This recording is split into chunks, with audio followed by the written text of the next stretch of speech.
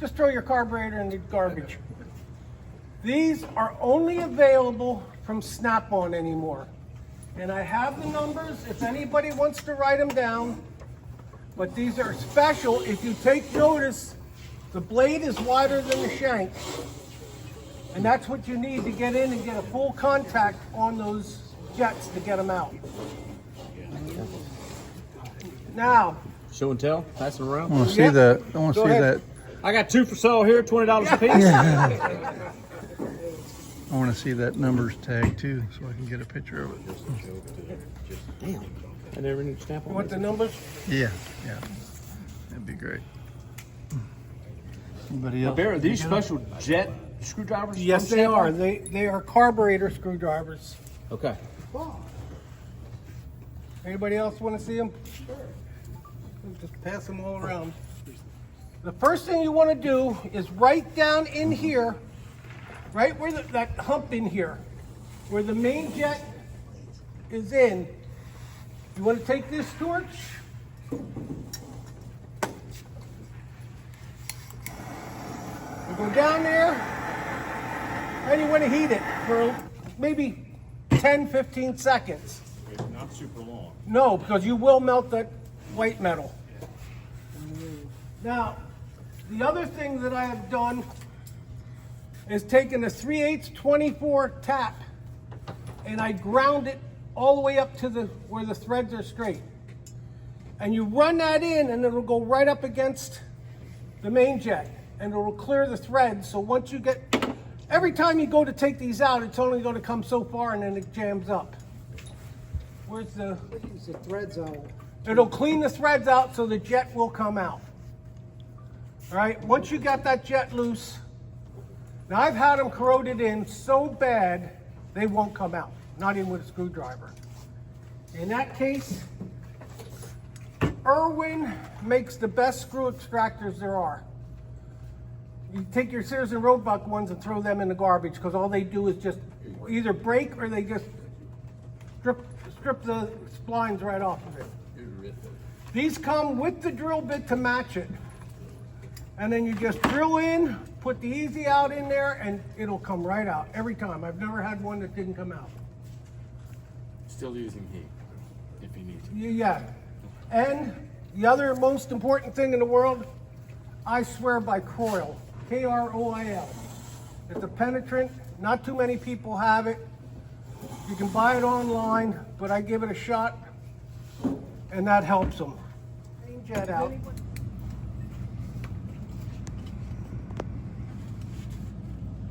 This one I already had out. I'm cheated. Yeah. We just thought you were that good.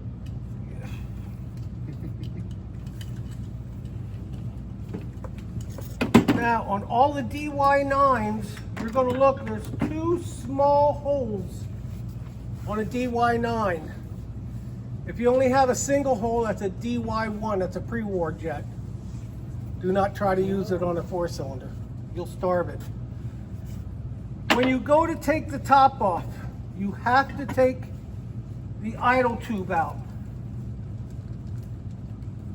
And I bought all Chuck's carburetors, and there's 150 carburetors that are junk, and 90% of them have what's called that little tube right there where the needle jet goes in. That's called a pitot tube. And if you try to take the top off with this in here, it'll break the top off of that. And that carburetor's junk now. It's not junk, but that tube will push out after you take the main jet out. But if the top is broken off, what happens is the air's going down, and now the air's going to catch that and go into the float bowl. It's supposed to go down past that and create a low pressure, a vacuum, and it sucks the gas out of the float bowl and sprays it out through here. So if you have one that's broken, don't try to fix it. Let me go fill this with hot water quick. And I have a jet here that You mean a float? I just float. That's the good one. Then I poked a hole in. And if you want to come over here and dip it in real quick for a second, and look, Just by dipping it in lukewarm water, you'll see air bubbles coming out of it. And you'll know you've got a hole in the float. It just, Yep. Is it worth trying to clean them up? yes, if you can get them emptied. The only way you usually get them empty is by drilling another hole so it can get air so it can empty. I always put them in the toaster oven and toast them. Yeah, well then you melt the solder. Well, you don't leave them in there, you know. Yeah. So yeah, pizza, but you know, put them in there for a little while, bake them real good, and then it, you know, boil some of that out there, and your wife never knows that you've You're used. just the toaster oven. you're Don't just microwave them. You use the toaster oven. What I dissipating usually the do is moisture. I'll Yes, poke a exactly. real tiny hole in the other On the side, other side. drain it, and then just quick. And you got to be real quick fast. with the solder, or else the heat will blow the solder right out of the hole. Is that low temp solder or It's a very low temp solder on these. 158, Huh? 158 degree solder? I use rosin core, the real thin rosin core for wiring. Yeah, the 158. Yeah, and it works great. Especially the stuff. And this is this little Welsh plug in the side of the carburetor. All right, and I'm going to show what we're doing there. The easiest way to get that Welsh plug out is to drill a hole in it.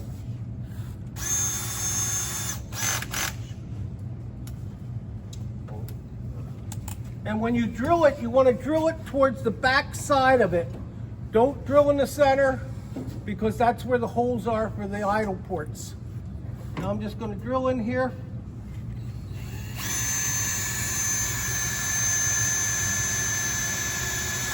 There. Went through.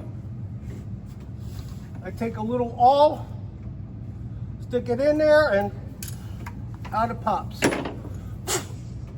And if you look in there, I'll pass it around, there are two holes, a small hole and a big hole. The small hole is your idle. The second hole is when that throttle plate just starts to open, it gives it an extra shot of gas like an accelerator pump. That's how Tillotson gets by without an accelerator pump. And they need that extra shot till the vacuum pulls it out of the main jet. So, and the only way to clean those holes is a set of torch cleaners. Torch tip, yeah. And it works great. Do not try to bore the holes out using a bigger one, just clean the holes out. A lot of you do not have a bead blaster. I bead blast all my carburetors. And if you don't, this is the best stuff to get. Berkebile gum cutter. Do not get it in your eyes. It hurts like hell. If you beat blast them, then the bowls are no good. If they're corroded, Yeah, I'll try to save them. yeah. If I think they're too far gone, I won't even try rebuilding them. But this one I have bead blasted. I'll send that around, and you see how clean it gets.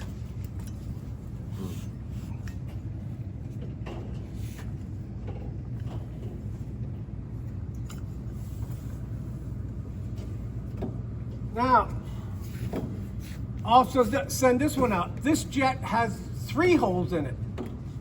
That's a DY10, and that I put on my Bearcat engines. That will flood a Crosley engine, guaranteed. You step on the throttle, and you'll have fouled plugs. I think Dave Edwards actually has some new ones. Yeah. Is the Welch plugs out of common size? It is. It comes in the kits. It's actually a 3/8 Welch plug, and I get them from McMaster Carb. But all Service Motors kits has them. These Service Motors ran out of kits, and I had to get some from at Michigan Marine, and he doesn't supply the Welch plugs.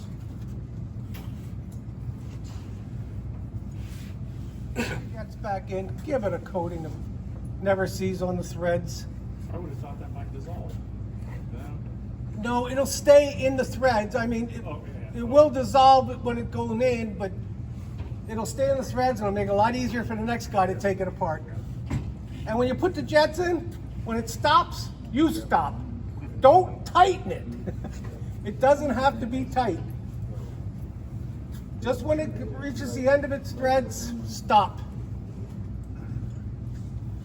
Jet for the idle tube is not quarter 28. It's a special machine thread quarter 32. And that you have to buy a special tap for. Again, I ground it down too. Because McMaster must have those. Yep, Master has those. You can get starter taps, but they still have a slight. Yeah, you want to get as deep as. I want to get it right down to the jet to clean the threads out. Not in the center. Yeah, see. You see where I hit it? Yep. Shaft out or the choke shaft. If you want to change the choke shaft to make one a DY9C or a DY9B, get yourself some blue thread lock and put a dab on each of the bolts when you put it back in, because originally the bolts are split and they spread them like a cotter pin to keep them from coming out. And once you back them out, it pushes them back in again. And if you try to bend it, they're going to break. So I always use a blue. If you use a red, you'll never get the screw back out again. All right, now put the Welsh plug in. Shit, I didn't bring my hammer with. I forgot. Well, just put it in the hole, take a punch, and hit it dead center. And that's it. And then that'll spread enough. You don't need any sealer on it.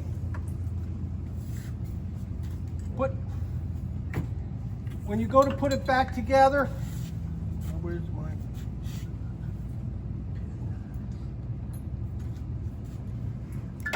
Real hammer if you need one. What? I have a real hammer if you need a regular hammer. Do you have one?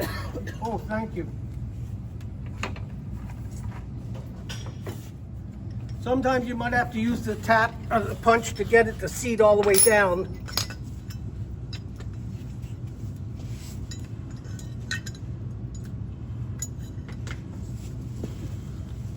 Hold it like that. There we go. That's it.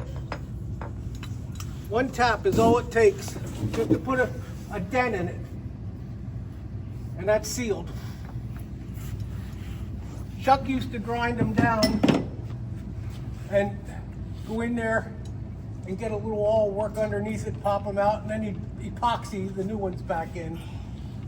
I showed him motors and sent the kits out. And a lot of people always wondered why he sent these little 1/4-inch rods along to set your float level. 3/16.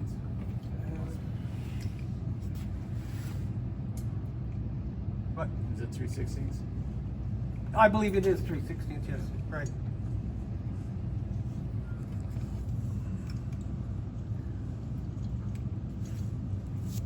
I use 3/16 key stock in it, probably same thing. Yep.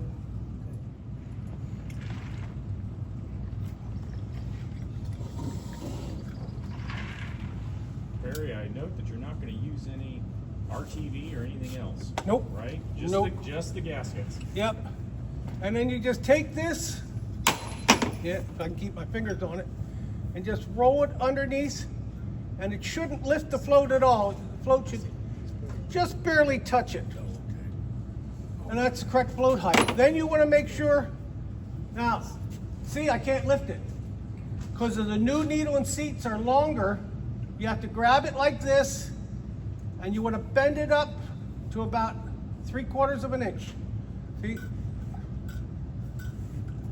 Maybe. See it on this side, Barry? Yeah. See, I just grab it right here and bend it up. There's a stop in the back. Where did you put the rod? When you checked it? How thick is that rod, Barry? 3/16. See? Goes right underneath with the gasket. And then you have the correct float height. You put it back together. Once that's together, now you can put, I didn't even bring the screws with for the top of this carburetor. But Now you can put this back in. Open the choke up, make sure it goes down through the pitot tube, and tighten it up. Once this is in, you put in your idle adjustment and turn it all the way in till it touches, not tight, just till it touches. Back it out 1.5 turns. On the main jet, you put a little never sees. All you want it is on the threads. You don't have to load it up. That's plenty.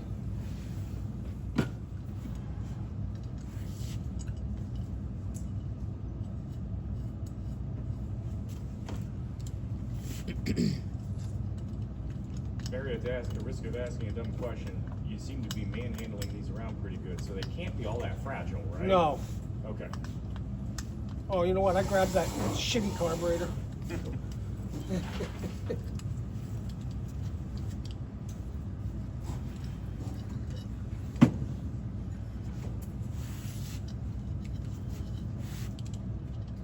That goes a lot better now. In the kit, there's a real tiny little black O-ring. All right, that goes in here. Unscrew the main jet adjuster, and you force that little black O-ring into here. If you don't, the problem is, even if you go to tighten this nut, and this will, without it, there will be no friction on this, and the gas is just going to pour right out of that. Put it in, back it off, put the main jet in with the new gasket on it. Where can you get new needles if yours are so bad you can't reuse them? Needle and seat, Yeah. or just this needle. Yeah, that Stopped, back it out, half, 1, half, 2, 2.5 turns. And then you want to jam this nut, which I didn't do. But you want to make sure that it jams so there's a good friction on here. And that's basically it. And you're doing that so that it doesn't walk itself back out? Well, so it doesn't leak gas. Leak gas. Okay. Yep. Or air. Or Yeah. air. Fast, on a DY9C, you have a fast idle rod. To me, it's useless on a Crosley because once you hit that starter button, if it goes whir, you get that choke off right away. You're not going to leave the choke on a Crosley. You're not going to drive it in the winter time. So, I mean, I put these on, but to set them, when the choke is off and you're at idle, you run that brass down to this. So that when the choke goes on, it'll push it down. That's all to it. Any questions? 24, and I ground it off so it's a dead stop. 3/8 24. 3/8 24, and the one for the idle jet is a 1/4 32. You can get that from McMaster Car. That's a machine thread. 1/4 32. 1/4 32. This is actually Chuck's box that he used to take with him to do carburetor repairs here at Wauseon. Nice. Nice touch. The 1/4 32 tap is also used in the hobby industry for remote control planes. It's duplicolor. It's an acrylic enamel. It's a high temp clear. That's all it is. And spray it outside, or your wife's going to throw you out of the house. She already has, but you If you over tighten these, you'll bend that bottom. I had one that was the 16th of an inch. Yeah. To the bottom of a canoe. Sometimes if I get lazy, I just run it on the belt sander. Takes them down real quick. I thought Chuck said to put them on a piece of glass or with some sandpaper or Cast iron table saw or works real good. something Yeah. that's known flat. Cast iron Yeah, I have what a machinist table, Yeah, which yeah. is this thick of cast iron, and it's polished on the top. Is what I use. It's the top of my boring bar. Huh? Bridgeport, yeah. Yeah, Bridgeport, same difference.